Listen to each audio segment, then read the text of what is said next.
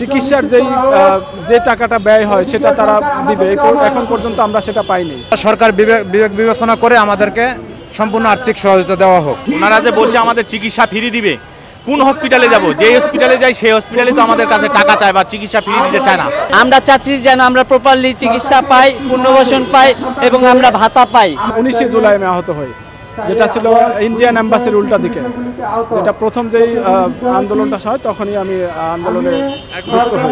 জুলাই স্মৃতি ফাউন্ডেশন থেকে আমাদের যেভাবে বলা ছিল যে আর্থিক সহযোগিতার পাশাপাশি আমাদের চিকিৎসার যে টাকাটা ব্যয় হয় সেটা তারা দিবে, এখন পর্যন্ত আমরা সেটা পাইনি। বেসিক্যালি আমি পাইনি, এবং হয়েছে যাতে করে আমি আমার কর্মজীবনে ফিরতে পারছি না, আমার ফ্যামিলির ভরণ পোষণ মিটাতে পারছি না। ইভেন আমার ঢাকায় বাসা ছিল, আমার সেটাও ছেড়ে দিতে হচ্ছে, কারণ পরিবারকে এখন গ্রামে পাঠিয়ে দিতে হচ্ছে। কোনো ইনকাম না থাকার কারণে সম্পূর্ণ স্টপ হয়ে আমি এখন একটা মেস বাসায় উঠতে বাধ্য হয়েছি। আমার এই অবস্থানে জীবনযাপন করতেছি। আমাদের চাওয়াটা আমাদের পুনর্বাসন বা আমাদের আর্থিক সহযোগিতা যা ন্যায্য ধারণ করছে তাতে আমাদের হবে না। আমাদেরকে আরও সরকার বিবেক বিবেচনা করে আমাদেরকে সম্পূর্ণ আর্থিক সহযোগিতা দেওয়া হোক। সর্বশেষ আমাদের কথা হচ্ছে আমাদের পুনর্বাসন। এখনও আমাদের এরকম ভাই আছে তাদের চিকিৎসা সঠিকভাবে হইতেছে না। যেমন আজকে আমি আমার সাথে করে একজন নিয়ে আসি, তার পায়ে পচা লেগে গেছে, তার পায়ে পচা লাগছে, তারা আমি আজকে সাথে নিয়ে আসি। আমরা এখান থেকে যাই, তারপর ওনারে মেডিকেলে ভর্তি করবো। এমন ডাক্তার ওনারে পায়ে রিং লাগানো, ওনারে ছাড়পত্র দিয়ে দিছে। কোন ডাক্তার এই ছাড়পত্রটা দিল, কিভাবে দিল? তার পায়ে এখন পচা লেগে গেছে।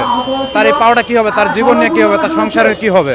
একনল হ্যান্ড ওয়াশ 100% প্যারাবেন ফ্রি, তাই নিরাপদ হাতের জন্য আস্থা রাখুন একনলে। সমন্বয়করা এবং উপদেষ্টারা আমাদেরকে নিয়ে তারা স্পষ্ট কোনো ভাবে বলতে আসে না। আমাদের চিকিৎসা পুনর্বাসন এর জন্য আমাদের বারবারই রাজপথে নামতে হচ্ছে।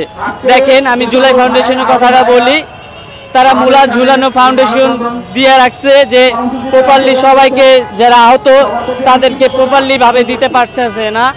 তারা টোটালি এই যে এখন জানেন যে আপনার 5 মাসের মতন অলরেডি তারা মাত্র 2000 জনের দিচ্ছে। টোটাল তো আপনি জানেন 30,000 প্লাস। তাইলে তাদেরকে কখন দিবে এবং কখন তারা সাহায্যটা পাবে? তাদের তো সবকিছু ভাঙ্গা চুরে গেছে, তাদের প্রপারলি কোনো এখন চিকিৎসাই পাচ্ছে না। আমরা চাচ্ছি যেন আমরা প্রপারলি চিকিৎসা পাই, পুনর্বাসন পাই এবং আমরা ভাতা পাই। আজ পর্যন্ত আমার কোনো খবর নেই, কিভাবে কি করতে হবে, কোথায় কি করতে হবে এটাও আমাকে কেউ জানায়নি।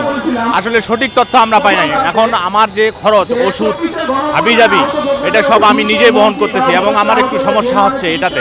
চাওয়া বলতে আমাদের সুচিকিৎসা, এখন চিকিৎসাটা আমরা কোন হসপিটালে নিব এটা উল্লেখ করে দিতে হবে। ওনারা যে বলছে আমাদের চিকিৎসা ফ্রি দিবে, কোন হসপিটালে যাব? যে হসপিটালে যাই সেই হসপিটালে তো আমাদের কাছে টাকা চায় বা চিকিৎসা ফ্রি দিতে চায় না।